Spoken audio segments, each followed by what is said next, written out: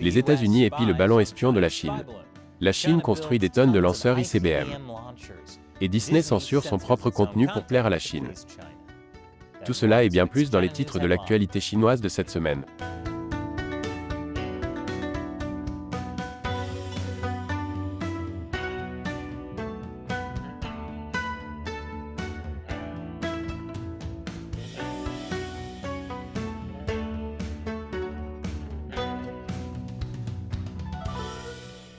Bienvenue sur Chine non censurée. Je suis Chris Chappell. Cet épisode est sponsorisé par Surfshark. Chaque fois que vous allez en ligne, en particulier pour examiner des sujets controversés comme les dissimulations gouvernementales, vous devriez utiliser un VPN comme Surfshark pour protéger votre identité. Alors vous savez pour ce ballon espion chinois, qui a traversé la majeure partie des États-Unis, tout en survolant un tas de sites militaires sensibles? Eh bien, apparemment, ce ballon faisait partie d'un vaste programme de surveillance aérienne chinois, selon des responsables américains. Le ballon que nous avons vu aux informations n'était qu'une pièce d'une opération beaucoup plus vaste, menée par l'Armée populaire de libération.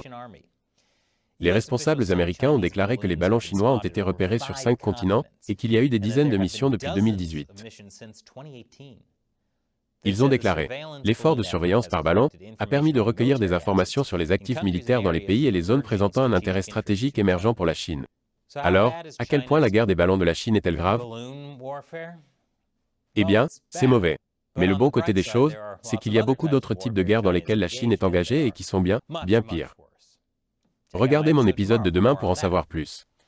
Et si les ballons espions chinois ont pu surveiller les bases militaires américaines, les États-Unis ont envoyé des avions espions pour surveiller les espions. L'avion U-2 américain peut voler encore plus haut que le ballon espion, et grâce à leurs capteurs, ils ont pu recueillir des images de haute qualité du ballon et capter les émissions électroniques qu'il aurait pu émettre. Les États-Unis ont fini par abattre le ballon chinois au large des côtes de la Caroline du Sud et ont commencé à collecter les pièces pour les analyser. Mais maintenant, la Chine dit qu'elle veut récupérer son ballon, parce qu'il n'appartient pas aux États-Unis. La nouvelle porte-parole du ministère chinois des Affaires étrangères, Mao Ning, a réaffirmé leur innocence en déclarant « Le dirigeable chinois sans pilote est de nature civile. Son entrée involontaire dans l'espace aérien américain est entièrement inattendue et causée par un cas de force majeure. » Force majeure est un terme juridique qui fait référence à des choses inattendues qui ne sont la faute de personne, comme les tremblements de terre, les ouragans, ou le fait de faire voler accidentellement votre ballon assez bas pour être pris en photo par des civils. Le ballon espion est également un sujet brûlant sur les médias sociaux chinois en ce moment.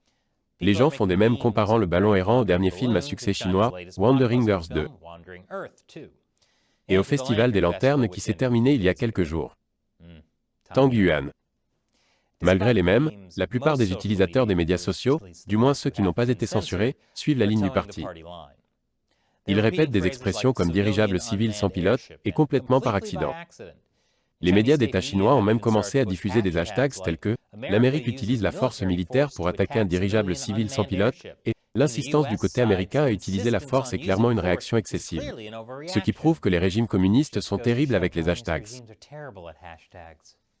Et après la pause, un épisode des Simpsons qui plaisante sur le travail forcé est censuré à Hong Kong. Bienvenue à nouveau. À la suite de l'incident du ballon espion, le président Joe Biden n'a eu d'autre choix que de le reconnaître dans son discours sur l'état de l'Union cette semaine. Ne vous y trompez pas. Comme nous l'avons dit clairement la semaine dernière, si la Chine menace notre souveraineté, nous agirons pour protéger notre pays et nous l'avons fait. La Chine, bien sûr, s'est sentie dénigrée. Bien que ce ne soit peut-être pas à cause d'un pays qui protège sa souveraineté nationale. C'est peut-être à cause de la façon dont Biden a décrit la relation entre les États-Unis et la Chine. Nous avons été clairs, et je l'ai fait dans mes conversations personnelles, qui ont été nombreux, avec le président Xi. Nous recherchons la concurrence, pas le conflit. Ce qui, honnêtement, ne semble pas très menaçant. Mais la porte-parole du ministère chinois des Affaires étrangères a déclaré « Il est indigne d'un pays responsable d'utiliser la concurrence comme prétexte pour dénigrer d'autres pays et restreindre leurs droits légitimes au développement. » Puis elle a affirmé que la Chine gérera les relations sino-américaines conformément aux 3 principes de respect mutuel, de coexistence pacifique et de coopération gagnant-gagnant. Je suppose qu'elle veut dire le respect mutuel, comme envoyer des ballons espions sur le territoire d'un pays étranger. La coexistence pacifique, comme menacer de prendre le contrôle de Taïwan par la force. Et la coopération gagnant-gagnant, comme utiliser des hackers pour libérer les entreprises américaines de leur propriété intellectuelle. En parlant de compétition et non de conflit, l'armée américaine dit maintenant que la Chine a plus de lanceurs de missiles balistiques intercontinentaux que les États-Unis.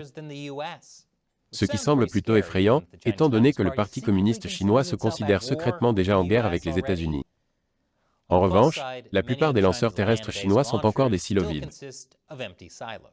Et les États-Unis ont plus de missiles à portée intercontinentale basés à terre et plus d'ogives nucléaires montées sur ces missiles que la Chine. Mais la Chine développe rapidement son armée et son arsenal nucléaire. Je suppose que c'est pour une coopération mutuelle gagnant-gagnant. La Chine est en passe de disposer d'environ 1500 têtes nucléaires d'ici 2035. Ce qui semble beaucoup. Et ça l'est. Mais en réalité, il suffit d'avoir quelques bonnes têtes nucléaires dans les mains du bon dictateur. Mais si vous pensez que l'accumulation d'armes de style guerre froide par la Chine est effrayant, pensez à l'économie. Le commerce américain avec la Chine a atteint un nouveau record l'année dernière. Ce qui, je le sais, pourrait être un choc, étant donné l'aigreur des relations entre les États-Unis et la Chine. Mais les chiffres publiés par le gouvernement américain cette semaine montrent à quel point les États-Unis et la Chine restent imbriqués, du moins commercialement, malgré les efforts déployés pour découpler effectivement leurs économies. Après le Covid, on a parlé de la nécessité pour les États-Unis d'être plus autonomes et moins dépendants de chaînes d'approvisionnement internationales complexes. Mais en réalité, la mondialisation reste moins chère pour les grandes entreprises.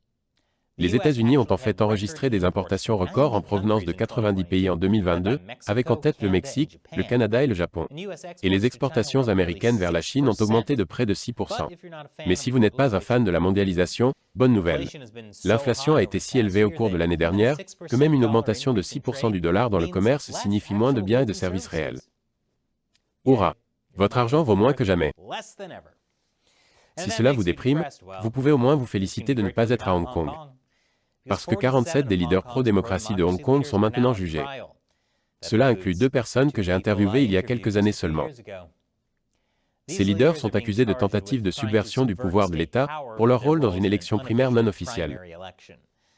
Cette élection primaire a eu lieu à l'été 2020.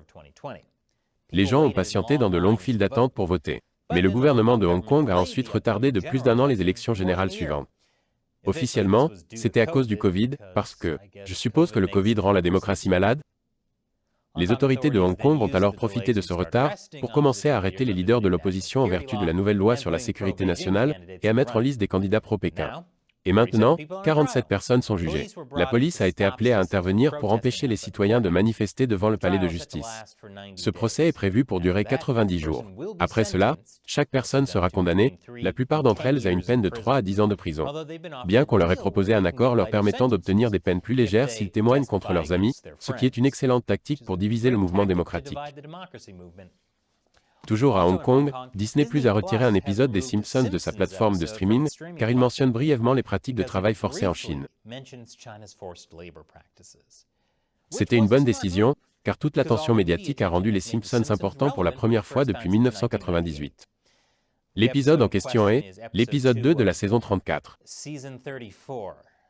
C'est vrai, ils en sont à la saison 34 maintenant. Marge Simpson fait un tour de de pédalon, avec un instructeur devant un faux fond de grande muraille. L'instructeur dit « Voici les merveilles de la Chine, mine de Bitcoin. Camp de travaux forcés où les enfants fabriquent des smartphones. » Et pour cela, Disney+, de son propre chef, a décidé de retirer l'épisode entier de sa plateforme de streaming à Hong Kong. C'est peut-être parce qu'ils ont eu peur de la stricte loi de sécurité nationale de Hong Kong, la même que celle utilisée pour cibler ces leaders pro-démocratie. Mais cette loi est si large qu'elle considère comme un crime le fait de critiquer le régime chinois. Même si c'est sous la forme d'une blague des Simpsons qui n'est pas très drôle. Je suppose que Disney pensait que personne ne remarquerait la censure, puisque plus personne ne regarde les Simpsons. Dans une déclaration aux journalistes, Disney a dit « absolument rien ». Par ailleurs, les autorités chinoises autorisent enfin la diffusion en Chine de 2 des derniers films Marvel de Disney, après une interdiction de 3 ans. Et franchement, la censure des Simpsons par Disney est finalement une bonne chose. Cela signifie un nouvel épisode des Simpsons en moins à regarder. Croyez-moi, j'ai regardé l'épisode. Et ensuite j'aurais aimé ne pas l'avoir fait. Et cet épisode est sponsorisé par Surfshark. Lorsque vous allez en ligne, tout ce que vous faites est suivi et enregistré par les sites web que vous visitez, et votre fournisseur d'accès à Internet. Et dans de nombreux cas, par votre gouvernement. C'est pourquoi, peu importe où vous vivez ou ce que vous faites en ligne, vous devriez toujours garder votre activité Internet privée avec un VPN. Et maintenant Surfshark a des serveurs auxquels vous pouvez vous connecter dans plus de 100 pays. C'est plus que n'importe quel autre VPN. Cela rend votre connexion plus rapide et plus fiable. De plus, Surfshark dispose d'un cryptage haut de gamme et d'une politique de non-enregistrement, ce qui signifie qu'il ne collecte pas vos données de navigation. En fait, Surfshark a été classé choix de la rédaction pour le meilleur VPN pour la confidentialité et la sécurité par PCMag. Découvrez donc Surfshark. Avec un seul compte Surfshark, vous pouvez connecter autant d'appareils que vous le souhaitez. Essayez-le maintenant. Surfshark a une offre spéciale qui comprend 83% de réduction sur un plan de 2 ans plus 3 mois supplémentaires gratuits. Vous pouvez vous protéger pour seulement 2,21 $ par mois. Rendez-vous sur surfshark.com/uncensored et utilisez le code uncensored pour profiter de cette offre. Le lien est dans la description ci-dessous. Encore une fois, je suis Chris Chappell, merci d'avoir regardé Chine non censurée.